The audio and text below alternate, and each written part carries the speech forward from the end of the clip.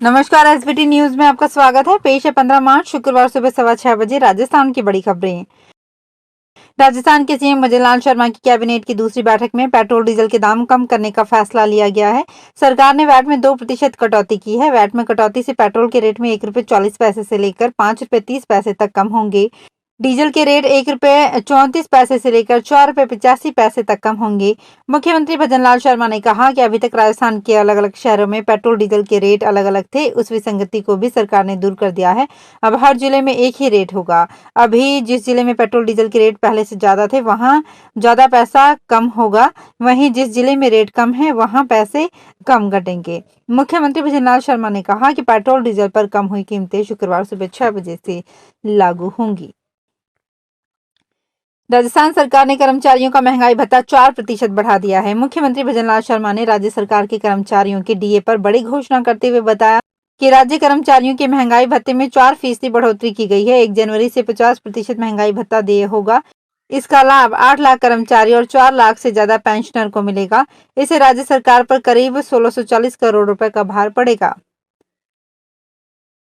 प्रधानमंत्री मोदी ने गुरुवार 14 मार्च को दिल्ली के जवाहरलाल नेहरू स्टेडियम पहुंचे। उन्होंने दिल्ली के 5000 स्ट्रीट वेंडर समेत 1 लाख वेंडर्स को पीएम स्वनिधि योजना के तहत लोन बांटा। पीएम ने प्रधानमंत्री दिल्ली मेट्रो के 2 नए कॉरिडोर की भी आधारशिला रखी। मोदी ने स्ट्रीट वेंडर्स के लिए कहा कि आप हमारे आसपास ही रहते हैं। कोरोना के दौरान हमने रेहड़ी पटरी वालों की ताकत देखी है। आपके बिना रोजमर्रा की जिंदगी की कल्पना मुश्किल है।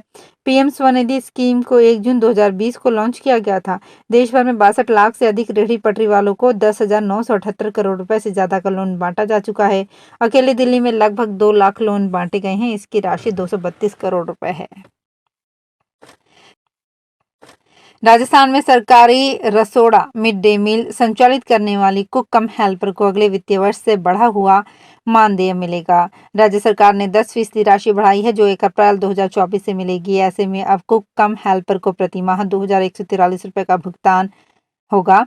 प्रदेश में करीब 1,20,000 हैं। इनको वर्तमान में 2003 रुपए प्रति माह मानदेय मिलता है। हाल ही में राज्य सरकार ने इनके मानदेय में 10% की बढ़ोतरी का ऐलान किया था, जिसको लेकर आदेश जारी करते हुए अप्रैल 2024 के मानदेय में इस बढ़ोतरी को लागू किया है।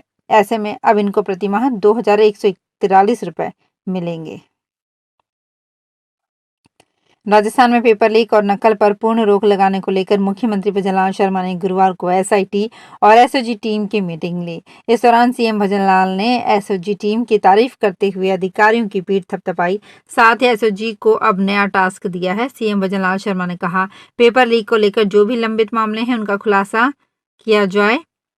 इस दौरान सीएम ने साफ साफ कहा कि युवाओं के भविष्य के साथ खिलवाड़ करने वालों को कभी भी किसी भी कीमत पर बख्शा नहीं जाएगा। उन्होंने कहा कि आने वाले समय में किसी भी प्रकार का पेपर लीक इस राजस्थान की धरती पर नहीं होगा और जिन लोगों ने पेपर लीक कर युवाओं के भविष्य के साथ खिलवाड़ किया है उन्हें किसी भी कीमत पर बख्शा नहीं जाएगा।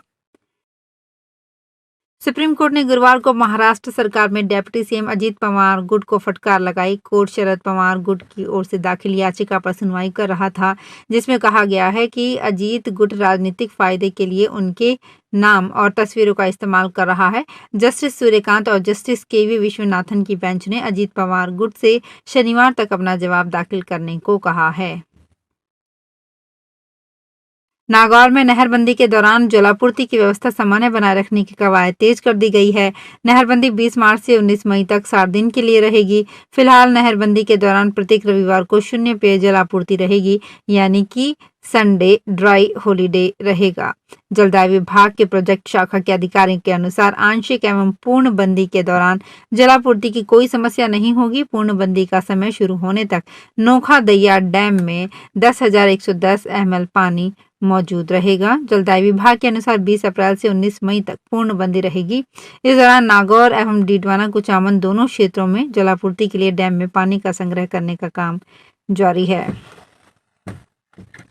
राजस्थान सरकार ने गुरुवार को 16 आरएएस अधिकारियों के तबादले कर दिए। इन तबादलों में सरकार ने 2 संभागों पर अतिरिक्त संभागीय आयुक्त लगाए हैं, वहीं 3 जिलों में एडीएम को बदल दिया है।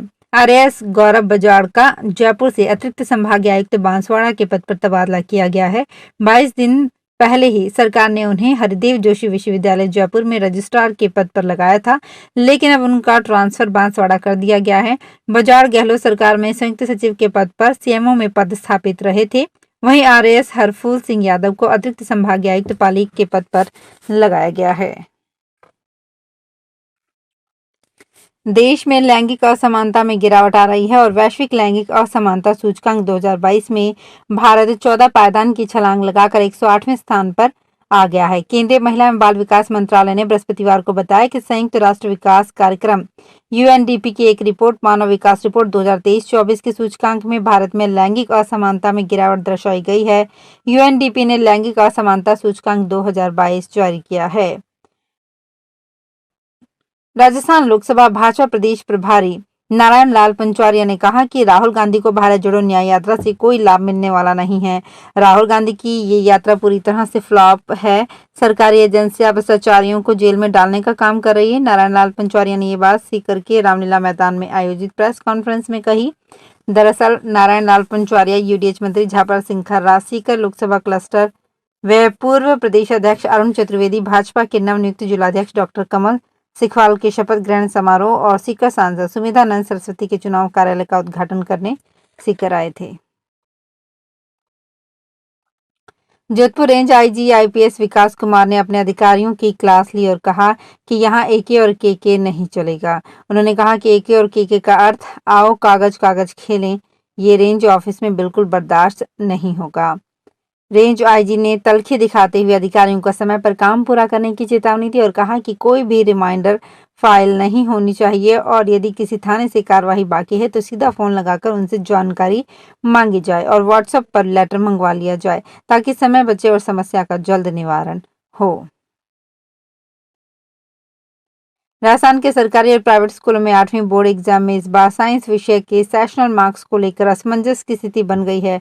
शिक्षा विभागीय पंजीयक कार्यालय की ओर से जारी एक आदेश में 6 में से 5 विषयों के सेशनल मार्क्स ही भेजने के आदेश स्कूल प्रिंसिपल को दिए गए हैं। साइंस विषय का इसमें जिक्र नहीं किया गया है। बीकानेर शिक्षा विभागीय परीक्षा कार्यालय के पंजीयक बजरंग लाल की ओर से जारी आदेश में हिंदी, अंग्रेजी, सामाजिक विज्ञान, गणित और तृतीय भाषा के सेशनल मार्क्स 4 अप्रैल तक भेजने के आदेश दिए गए हैं। इसमें साइंस विषय का जिक्र नहीं है। बूंदी के करवर में आने वाले दिनों में ग्रामीणों के लिए बिजली की आपूर्ति का सिस्टम बेहतर हो जाएगा। क्षेत्र में बिजली वितरण की समस्या के समाधान के लिए बने एक ग्रिड और 2 जीएसएस से ग्रामीण क्षेत्रों में बिजली की आपूर्ति निर्बाध रूप से हो सकेगी। 85 करोड़ रुपए की लागत से हुए इन निर्माण का लोकार्पण आज शुक्रवार को राज्य के ऊर्जा मंत्री हीरालाल नागर करेंगे।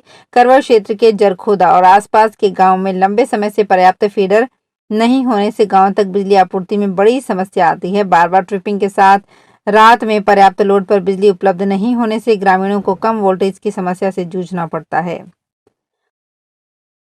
उप मुख्यमंत्री प्रेमचंद बैरवा एक दिवसीय दौरे पर आज शुक्रवार को सवाई माधोपुर आएंगे। इस दौरान वे यहां प्रबुद्ध जन सम्मेलन को संबोधित करने के अलावा कई कार्यक्रमों में शिरकत करेंगे। जिला मीडिया प्रभारी सुरेंद्र शर्मा ने बताया कि उप मुख्यमंत्री प्रेमचंद बैरवा शुक्रवार को एक दिवसीय दौरे पर सवाई माधोपुर आ रहे हैं। वे 1:30 बजे लोकसभा चुनाव कार्यालय होटल अनंता पैलेस प्रबुद्ध जन सम्मेलन में शिरकत करेंगे। झुंझुनू जिला उपभोक्ता प्रतितोष आयोग के जिला अध्यक्ष मनोज मील ने 1 वर्ष का कार्यकाल पूरा होने पर गुरुवार को मीडिया से बात की। इस दौरान उन्होंने कहा, पहले के बजाय अब आयोग के समक्ष आने वाले मामलों की संख्या में इजाफा हुआ है। हर उपभोक्ता का जागरूक करने और उनकी आवाज बनने के लिए आयोग आगामी दिनों में कई नवाचार करेगा। उन्होंने कहा, हर व्यक्ति एक उपभोक्ता है। उसे जिस तरह एक अपने नागरिकों के अधिकारों का पता होता है, वैसे ही उसे अपने उपभोक्ता अधिकारों की जानकारी हो। इसके लिए आयोग सामूहिक प्रयास करेगा। इस प्रयास को कंज्यूमर वॉइस अभियान नाम दिया गया है। तो फिलहाल खास खबरों में इतना ही। ताजा खबरों की जानकारी के लिए देखते रहिए एसपीटी न्यूज।